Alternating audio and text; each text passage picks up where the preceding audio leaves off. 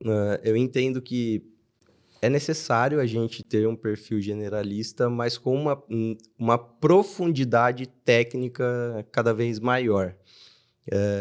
Não dá para eu ser um generalista, saber um pouco de cada coisa. Eu acho que o sarrafo ele tende a aumentar cada vez mais. Eu preciso saber de tudo, tá? Mas qual é a profundidade que eu consigo navegar? Porque senão eu fico refém também e muitas vezes eu não consigo dialogar com o meu time, nem trazer provocações e novas perspectivas.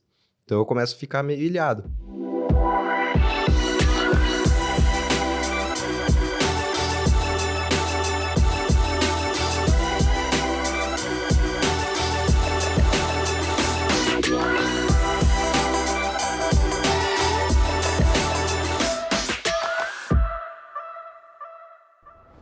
Olá, quero te dar as boas-vindas a mais um episódio do Mesa de Produto e hoje a gente vai falar sobre a atuação de Tech Managers no processo de negócio, no processo de construção de produto e de evolução do produto. E para falar disso, a gente está aqui como co-host com a Priscila Lugão. Seja muito bem-vinda, Priscila, ao Mesa de Produto. Um prazer, Farina. Muito legal. E a gente está aqui também com o Tadeu Figueiredo. Ele é Head de Desenvolvimento de Software da Pascoaloto. Tadeu, fica à vontade para se apresentar para a gente e contar um pouco até da atuação da Pascoaloto também. É um prazer, pessoal. Obrigado pela oportunidade. Vou começar fazendo uma apresentação da Pascoaloto, depois eu acho que eu puxo para uma apresentação minha, né? A Pascoaloto é uma empresa de relacionamentos com um carro-chefe ali na recuperação de crédito. Temos algumas diversificações ali de atendimento, BPO também. Trouxe alguns big numbers da empresa ao longo de 23. Temos 183 milhões de interações telefônicas, 3 milhões de interações via WhatsApp, 7 milhões de disparos de SMS aí no WhatsApp, 85 milhões de disparos via e-mail e 26 milhões de disparos via SMS. No mercado da recuperação de crédito, tivemos 31 bilhões de crédito recuperado no mercado de 23 e 881 milhões em faturamento bruto.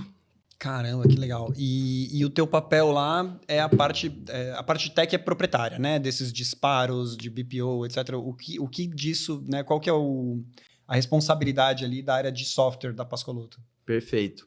Hoje, nós temos a responsabilidade fica com a fábrica que está sobre a minha gestão, todo o desenvolvimento do CRM, que é proprietário. Temos um CRM jurídico também, uma etapa jurídica, quando os contratos avançam na etapa, começa com a cobrança, depois ele faz um avanço jurídico, tem todo o trâmite jurídico, então ele faz essa gestão, ele pode ter essa oscilação de etapas. E tem também uma solução digital, que é o Pagou Fácil. É uma marca nossa que, se você tem uma dívida ali, você acabou atrasando, você vai logar com o seu CPF ali, você consegue fazer a geração e o pagamento ali de uma maneira automática, sem ter interação e tal. Então, aproveitar para fazer o merchan do Pagou Fácil, pagoufácil.com.br, e você consegue estar em dia com as suas contas aí. Legal. Então, tem uma solução orientada de frente para o cliente, né? B2C, que é o Pagou Fácil, e tem o produto interno, ali, que é o CRM jurídico, etc. E tudo isso está com a tua área hoje, está sob a tua gestão. Perfeito. Toda a parte de engenharia, engenharia de software aí fica sobre a minha gestão.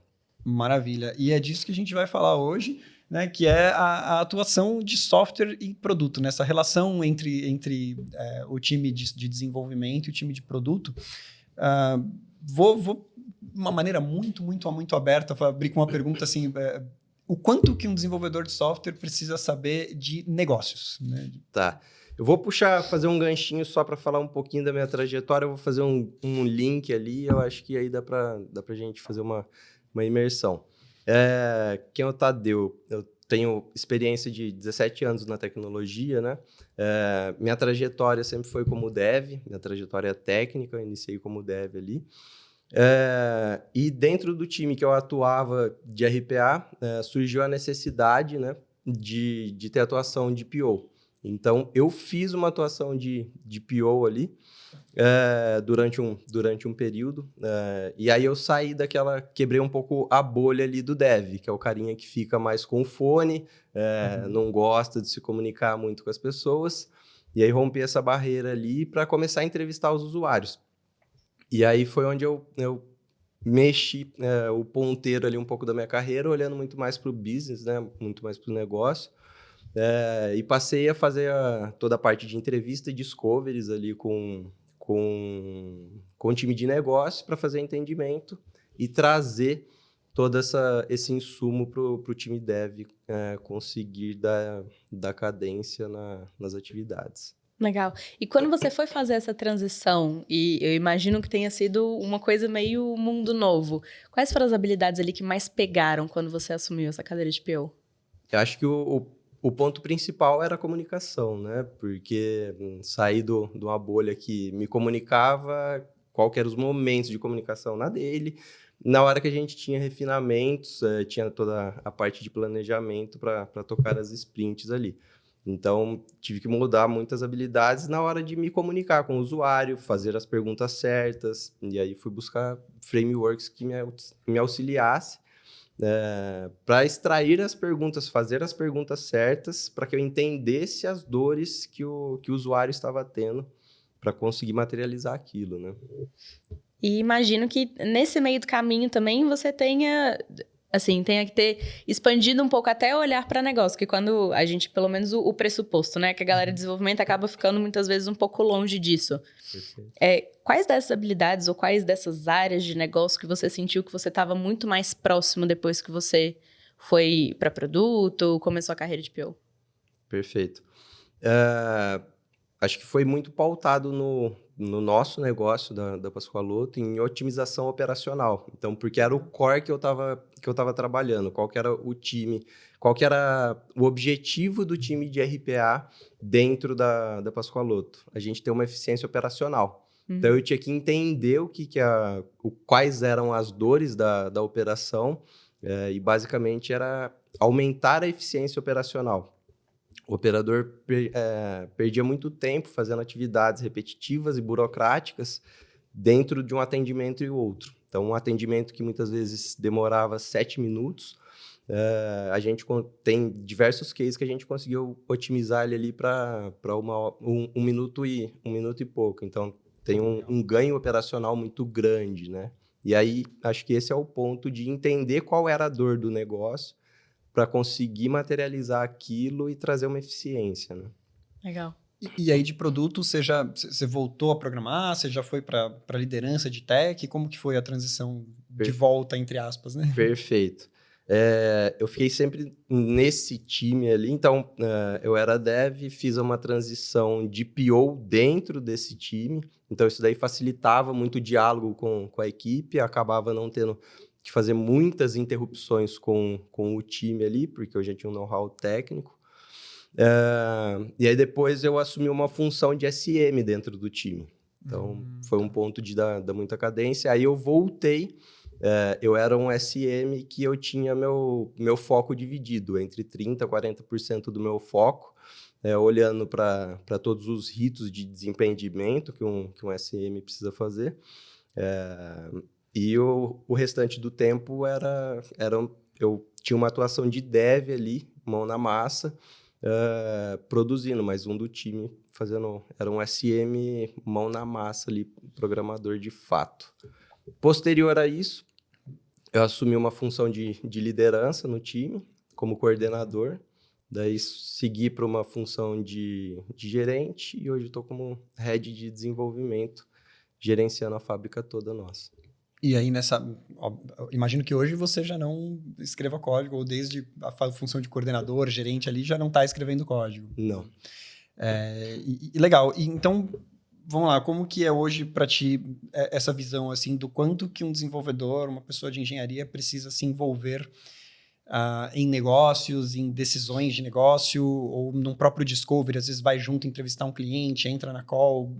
Qual que é a tua visão pessoal sobre isso, né? E como que isso ajuda, ou se não ajuda, por que não ajuda? Perfeito. Eu acho que não existe, de fato, uma receitinha de bolo ali. Eu acho que você tem que entender muito o contexto que tá. No caso, quando eu exerci o papel de PO, cara, eu era uma pessoa técnica, então eu não tinha muitas interrupções, eu não precisava ter um auxílio técnico do meu lado ali para quais eram os potenciais, o que a gente podia avançar ou não. Mas isso daí é a grande minoria, não é uma realidade. Então, tanto que quando eu saí dessa função, a gente teve a necessidade de usar muito mais um tech lead ali apoiando em todo esse processo de discovery, né? Hoje, até respondendo a sua pergunta, hoje eu não codo mais, né? Tenho a minha saudade ali, tô fazendo bastante coisa, tô me divertindo em bastante coisa com prompts agora ali, de criação, explorando algumas coisas, mas são mais explorações pessoais ali, e ver o que a gente tem de possibilidades, né? Legal. E o que você recomenda, assim, até olhando para trás, né, as habilidades de negócio que você foi desenvolvendo na carreira, o que você recomenda para as pessoas que estão no desenvolvimento, mesmo do júnior até o sênior, que eles buscassem mais de habilidades de negócio para conseguir se desenvolver como devs? Perfeito. E até fazendo um link ali. Cara, você pode ser um dev que coloca o foninho de ouvido ali e simplesmente quero receber as especificações, quero codar e é isso que eu quero para minha vida. Ok, tem essas oportunidades no mercado. Mas eu, particularmente, eu vi muito mais valor a partir do momento que eu rompi essa bolha. Eu comecei a ver as coisas que eu estava fazendo materializando. Então, eu acho que me trouxe muito mais engajamento naquilo que eu estava entregando. Eu via de fato, não era só um código. A partir do momento que eu ficava na bolha, por que a gente está tendo um estresse ali na operação quando um robozinho parava, né? A partir do momento que eu rompi a bolha e eu fui fazer uma entrevista lá, parou um robô. A operação tinha 600 pessoas paradas por causa do robozinho. Então, você tem essa ruptura e consegue enxergar o valor que você está entregando de fato, né? Isso daí me abriu uma perspectiva muito grande do entendimento, que para mim até então era só um código. E a hora que eu rompi essa bolha, eu vi de fato o valor que eu estava entregando naquele robozinho, de fato, né? Traz mais clareza tanto de valor quanto de impacto também, né? Igual você falou, o que aquele robozinho não funcionar significa para a operação, para o que tá rolando lá na ponta. E pensando até em próximo passo de desenvolvimento, né? Eu imagino que para romper essa bolha, o ideal é que a gente entenda do negócio e da operação dali da nossa equipe. Quais outras habilidades ou outros conhecimentos que você acha que seria interessante essas pessoas começarem a desenvolver para conseguir chegar, às vezes, como um tech lead ou desenvolver na carreira de desenvolvimento, carreira de tecnologia? Perfeito. Eu acho que hoje o acesso à informação está muito grande, né? Então, é muito importante. Até, acho que eu posso fazer um jabazinho aqui, né? A gente precisava rampar uma galera do nosso time ali, que eles são analistas de requisitos, e a gente foi atrás da PM3 para capacitar esse pessoal. Então, eu acho que é importante você mapear quais são as necessidades e aquilo que eu quero também individualmente, né? E buscar auxílio. Hoje tem muita coisa estruturada já, mas também tem muita informação que a gente precisa peneirar. Então, é por isso que eu acho que é muito importante e o porquê a gente foi atrás da PM3 para auxiliar na capacitação do nosso time, né? Bem legal. E no caso, pegando especificamente o exemplo da Pascoaloto, né? O quanto... Uma informação específica sobre... Não sei se específica, mas o quanto que um desenvolvedor se beneficia de saber sobre recuperação de crédito ou sobre o mercado de recuperação de crédito ou sobre, sei lá... acho que o básico da matemática financeira, juros, etc. Obviamente, acho que não é ensinado nos colégios, mas deveria, né? Mas o quão específico, né, um engenheiro precisa saber de recuperação de crédito para fazer um bom trabalho. Não para ser contratado, porque isso ensina lá dentro, né? Mas para fazer um bom trabalho hoje lá. Perfeito. Cara, eu acho que é muito no valor daquilo que você está entregando, né? Eu tenho pessoas dentro do time, eu tenho essa pluralidade de perfis. Tem pessoas que não querem se envolver muito e que eles são mais um perfil cuspidor de código ali, né? Cara, a gente precisa deles também. E eu tenho pessoas que rompem um pouco essa barreira, que acaba rumando uma carreira muito mais de tech lead, que é o cara que vai estar em par, ter uma comunicação melhor, ele vai estar atuando muito em par com um PO, né? Então, acho que existe uma pluralidade de necessidades dentro do meu time especificamente, e o mercado precisa, né? Eu acho que existe, para ambos, existe oportunidades, né? E aí começa a acontecer, né, Pri, essa pessoa ali que vai para uma posição de tech lead, né, começa a entender mais de negócio, começa às vezes a questionar a pessoa de produto e falar assim, não, mas isso que você está pedindo não vai resolver de fato o problema, né? Você vê isso acontecer lá, como é que a gente faz essa mediação? Nunca vi. Jamais. Às vezes todo mundo se entende, acontece, todo mundo é muito amigo, vocês já viram? imagina. Não, que isso. Não, mas acho legal que, assim, é legal a pessoa ter esse conhecimento exatamente para garantir, né, para elevar a barra da qualidade da decisão do produto também, né? E como que é isso para ti? Não sei se as pessoas de produto respondem para ti também, não. Ou tu tem um par de produto? Não, é meio fatiado. O CRM nosso, a gente tem as evolutivas que a gente entrega, então eu tenho um pessoal que é muito mais analistas de requisitos ali, então esses ficam com a gestão, ficam sob minha gestão, e temos um time de produto que ele é específico para o nosso canal digital. Então, aí o time de produto é um time destacado e faz a interação. Toda a parte de materialização, que é a engenharia, fica comigo ali, e eles que fazem essas entregas. E eu acho que é muito importante, porque, igual você falou, eleva o sarrafo. E aí, enquanto liderança, temos que ter a maturidade também para gerenciar. Porque a partir do momento que em ambos os lados você eleva o sarrafo, você tem também atritos. Pô, o time de produto está querendo dar pitaco na solução que a gente está criando. E aí o time de produtos vai falar o inverso. Ó, estão querendo palpitar.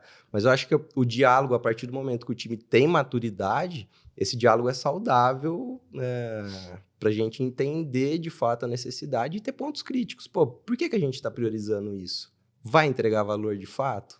Será que a gente fez uma análise legal daquilo e vamos conseguir materializar numa entrega bacana?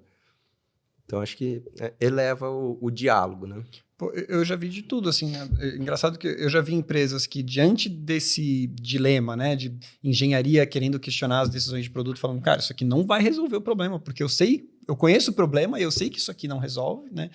Em paralelo, time de produto, muitas vezes, como você falou, olhando para a engenharia, falando, pô, vocês deveriam ir para esse caminho, porque para esse outro que você está indo, né, eu já sei que também não vai ser bom. E eu já vi empresas olharem para isso e falando, não, peraí, gente, vamos desenhar uma linha aqui e engenharia não se mete nisso aqui, produto não se mete nisso. E já vi empresas, obviamente, falando, né, abraçando isso, falando, não, legal, vamos abrir esse diálogo, né? E até dentro da mesma empresa eu já vi, né, em unidades de negócio diferentes, assim, os pares de produto e engenharia numa unidade de negócio super alinhados e um questionando o outro, e em outro falando, não, você não se mete no meu trabalho aqui, você me diz o que fazer, eu vou te dizer como fazer, né? Pelo que eu entendi lá, então você abraçou essa sobreposição ali de papéis no quesito de decisão dos rumos ali do produto. Perfeito. E até foi algo bacana, eu estava discutindo ontem com o meu time, acho que é muito pautado na matriz de responsabilidades, isso que você estava falando, né? A gente fez um desenho, logo que a gente foi atrás da PM3, a gente fez um desenho e uma matriz para nortear os nossos passos ali, uma matriz de responsabilidades do time. E a gente chegou no momento, fomos dando alguns passos evolutivos, né?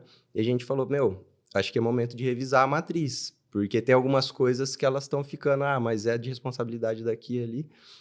Eu acho que é bacana a matriz, porque ela vai te nortear, mas mais do que a gente ter a matriz, cara, a gente tem que estar engajado com o resultado. Né? Não é porque, esse ponto é responsabilidade do Farina. Eu vi que teve uma falha ali, eu vou deixar passar?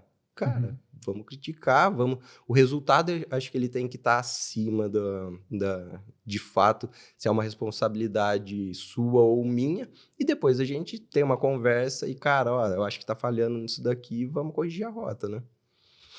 E até para a gente ter essa sobreposição de uma forma até um pouco saudável, A gente estava falando antes de começar o episódio que são mais ou menos 100, 120 pessoas, né, no seu time. Perfeito.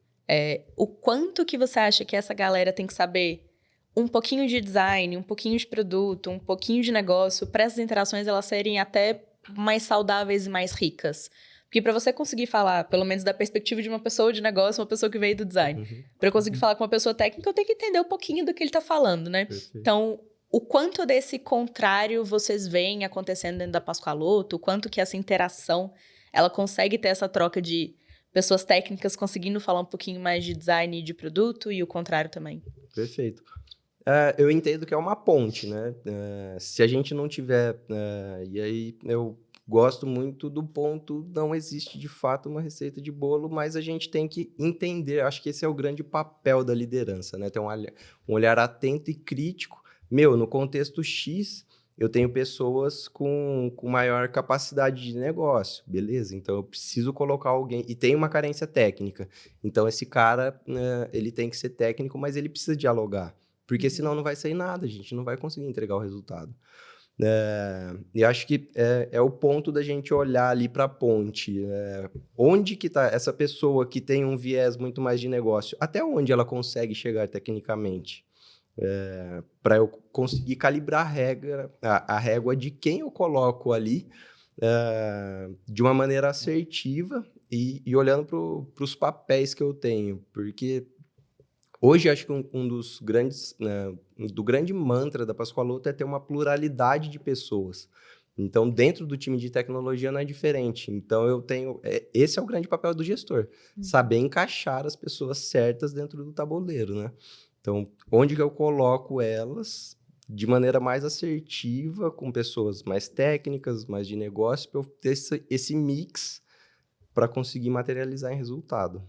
Legal.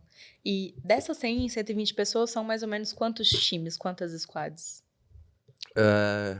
A gente está fatiado ali em contextos, né? Então, eu tenho um contexto de sustentação, que é o time de sustentação do CRM. Então, ali dentro eu tenho 4 squads, compostas ali por 8 pessoas, 8 devs, né? E eu tenho uma gama desses analistas de requisitos,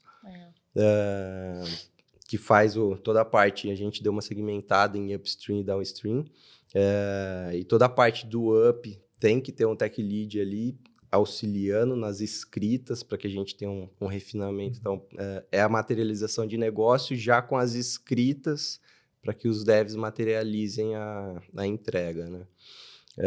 Então, eu tenho esse contexto de sustentação, eu tenho contextos do digital também, eu tenho 3 squads de digital, tenho um time focado para extração de dados de tudo que esse CRM produz. Então, eu falei um pouco dos big numbers lá, a gente tem uma riqueza muito grande de dados que são produzidos. E até os nossos contratantes também, é uma especificidade do nicho que a gente está. Eu tenho PA logada, que é a venda do nosso case ali, o operador logado. Então, eu tenho que fazer um reporte muito, muito forte dessa produtividade dos operadores da empresa para os nossos contratantes. Então, eu tenho uma necessidade muito grande de dados. E tenho também um time de RPA para materialização dessas possibilidades de avanços tecnológicos ali, de automatização de algumas necessidades. Então, eu tenho alguns contextos separados ali, dá em média 10 squads no total. Bacana. Muito legal. E aí, você tem, então, perfis generalistas e especialistas ali, né? Perfeito. De desenvolvimento. Tem alguma preferência? Você, pelo que eu entendi, é um cara mais generalista ou não? Eu sou um cara mais generalista, tenho buscado algumas capacitações também, tenho buscado agora na parte de arquitetura, porque tem muita coisa, a gente tem um trabalho muito Primes ali, a gente está querendo buscar muito mais soluções de cloud, então eu quero ter essas capacitações para quê?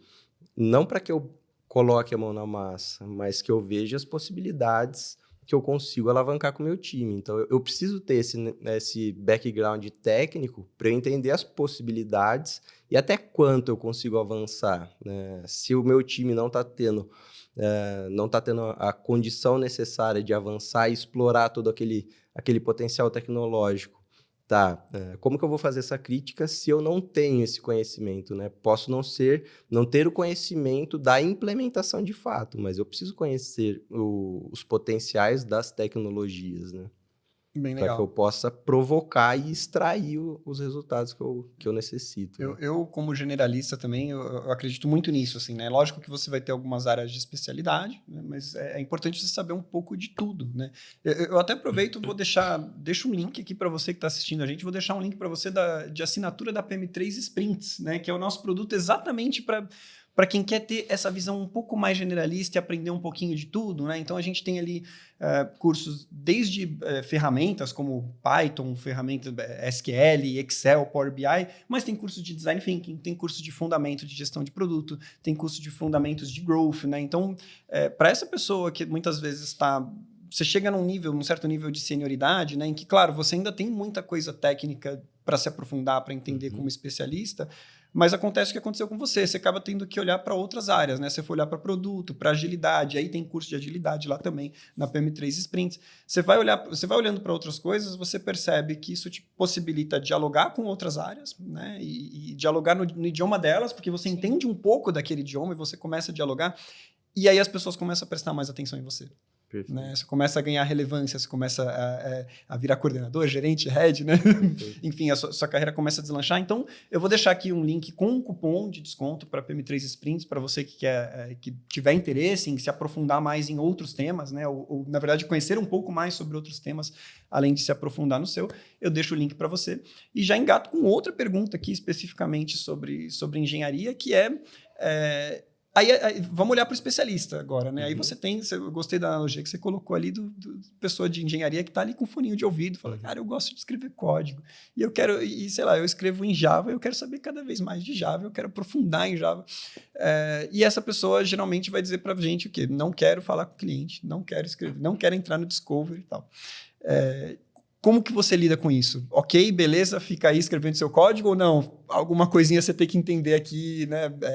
Você procura puxar, você deixa a pessoa ali, como é que você desenvolve essa pessoa? Eu tenho essa necessidade, inclusive a gente tá buscando alguns profissionais justamente com esse perfil, então eu preciso de algumas cadeiras especialistas, porque hoje o mercado no qual a Pascoaloto está inserida, ele está em plena transformação. Então, cada vez mais as pessoas querem receber menos ligações, então o próprio mercado está se transformando e existe uma necessidade de transformação também das tecnologias que são usadas. E para isso, cara, um trabalho exploratório, quem vai conseguir fazer?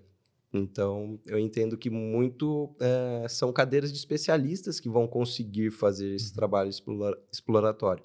Eu preciso ter alguém de negócio que consiga navegar e conversar com esse cara também.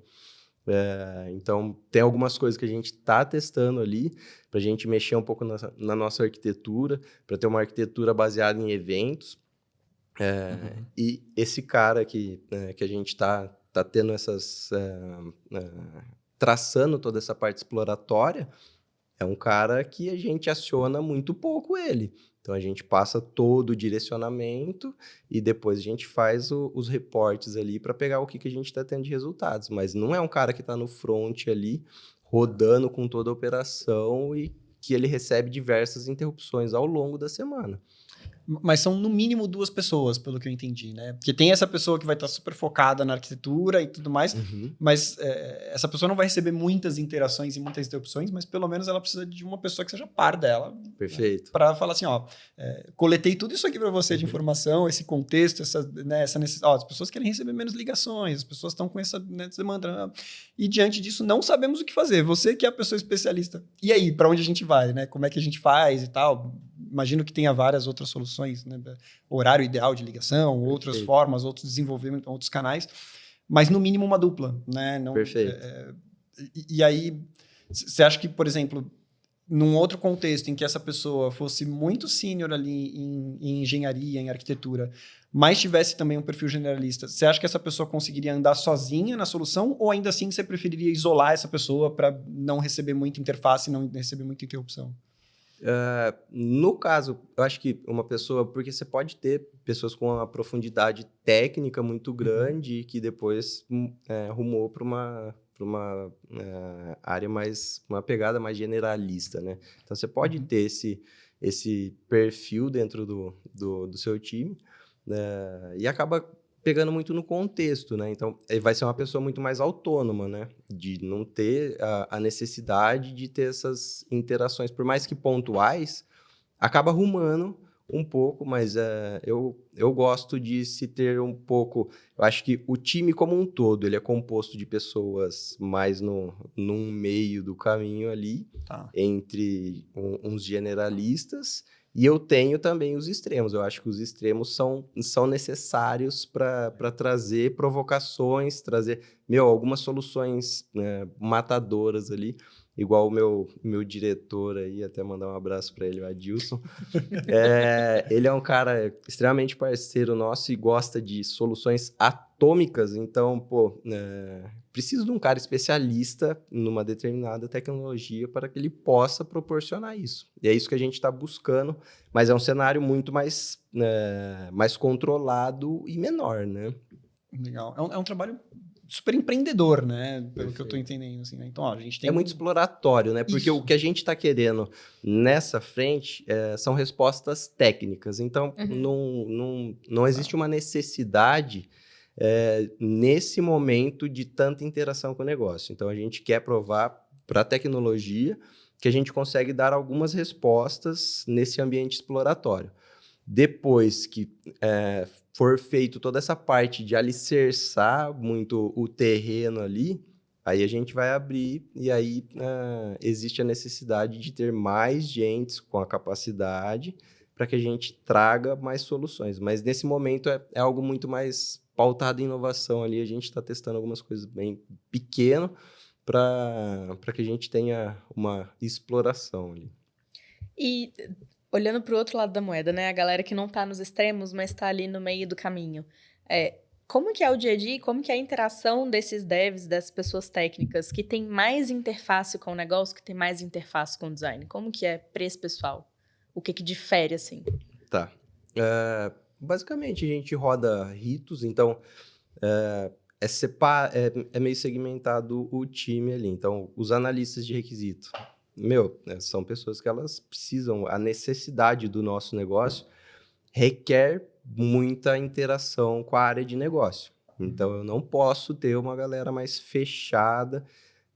Tem clientes nossos que passam... Cara, a gente está fechando uma política aqui, a gente precisa implementar para amanhã. Então, faz parte do nosso negócio. A gente tenta sempre negociar, mas... faz parte do nosso case. Não adianta a gente querer mudar o negócio, né? Então, é uma característica do negócio e uma característica da Pascoaloto. Então, essa galera é uma galera muito mais online ali na interação com o usuário.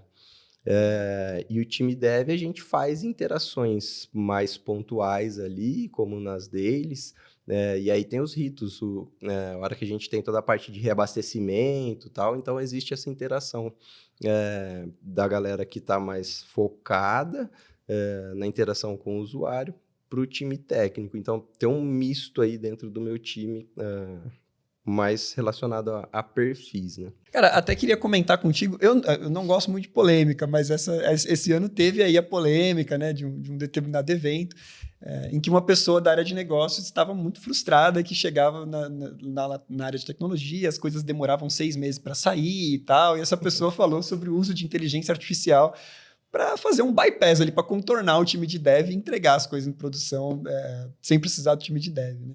E aí, quando eu vi esse vídeo, eu me lembrei de um caso que eu vou contar rapidinho, de uma vez conversando com uma pessoa de produto do GitHub, né? E ela falou que o GitHub cresceu muito por conta, sem time de produto, né? Porque o time de engenharia usava o produto, né? Então, era feito por engenheiro para engenheiro. Então, a gente sabe o que o nosso usuário quer, porque o nosso usuário é a gente, né? E o GitHub é um case de sucesso mundial, cresceu bastante, Mas a área de negócio do GitHub começou a sentir um pouco a dor na internacionalização de que o contexto das áreas de engenharia de outros países, né, ou de fora do Vale do Silício, era tão diferente que aqueles engenheiros do Vale não entendiam os usuários de outros países, né?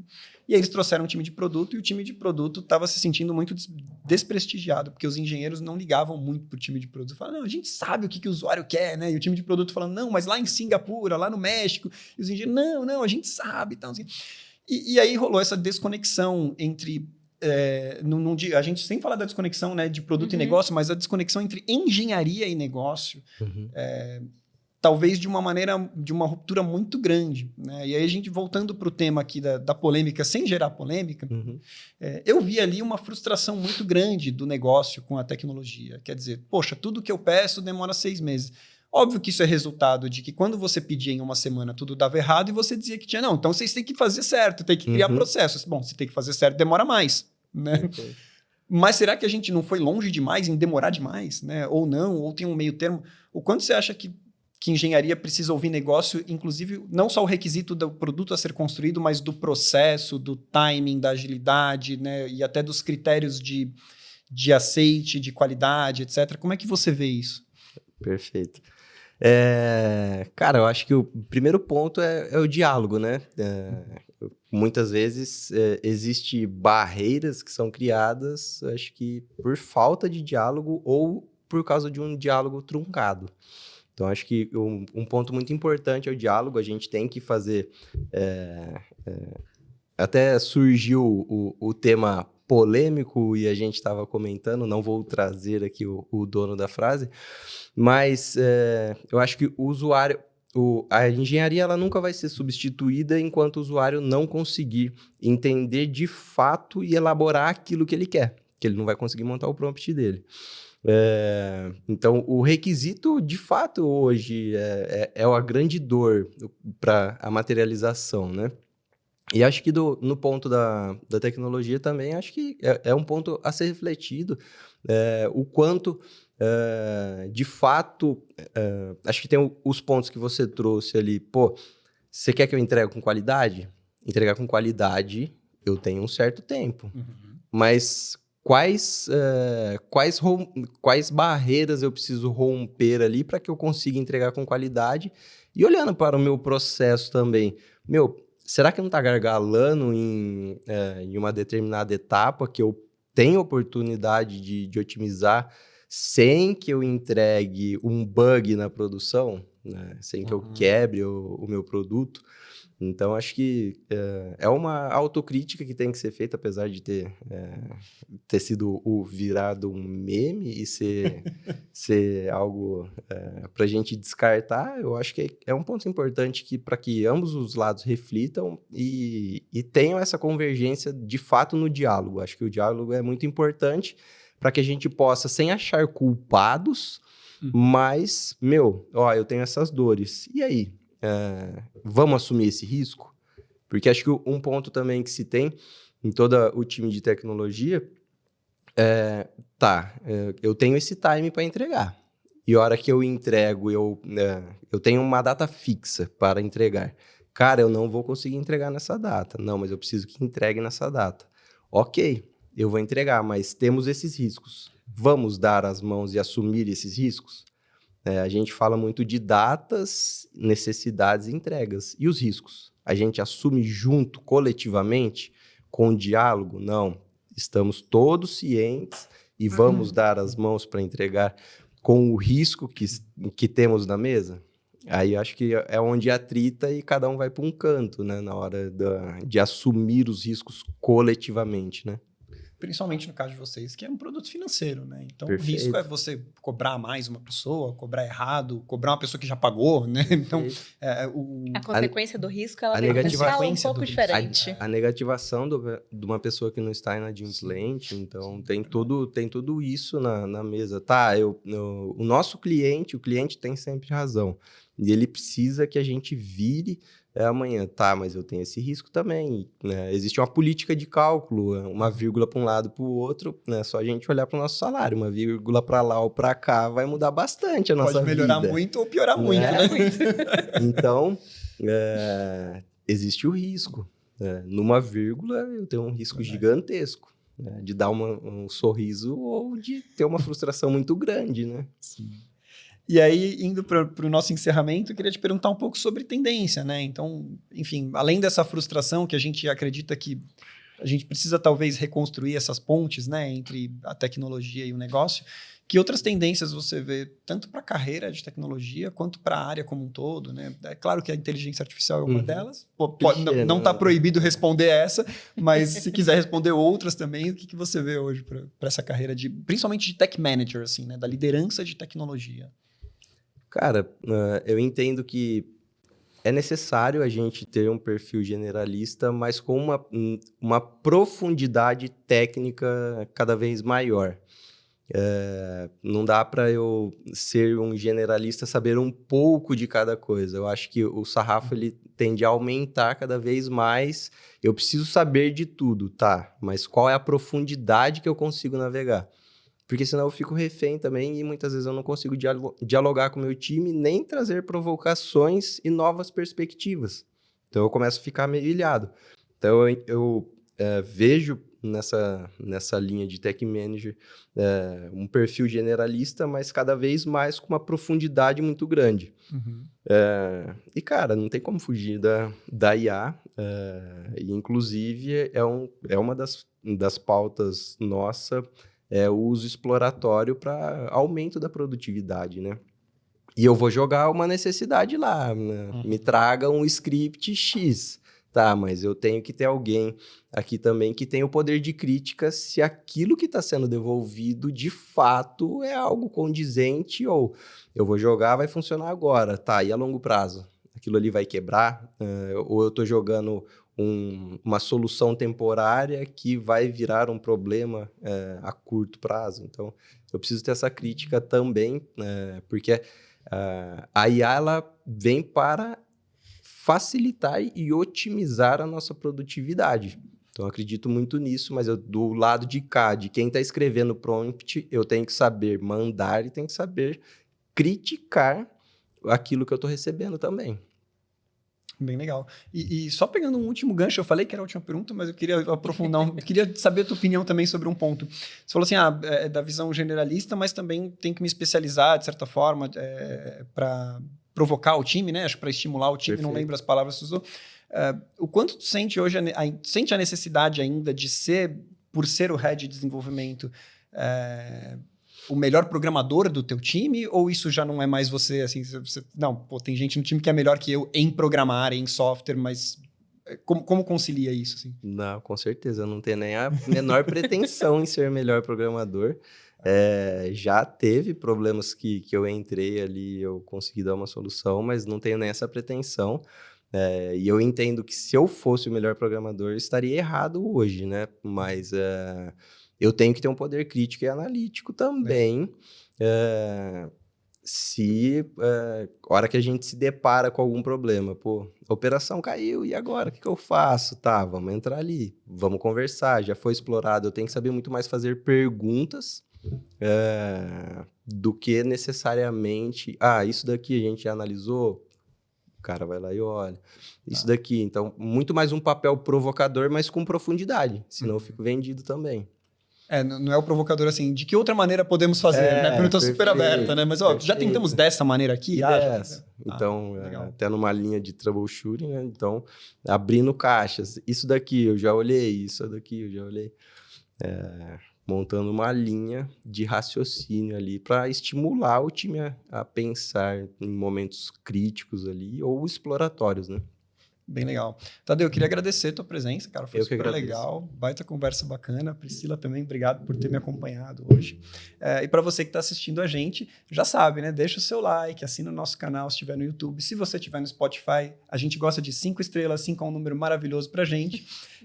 E você fazendo isso, você ajuda esse conteúdo a chegar a outras pessoas que podem se interessar por ele também, que podem aprender com ele. Então, não só você ajuda a gente a saber que você gostou e dar um feedback positivo pra gente, mas você ajuda também uma pessoa que você nem conhece a conhecer um conteúdo novo que pode ser legal para ela. E a gente fica muito grato por isso. Legal? Então, obrigado por acompanhar a gente e até o próximo episódio.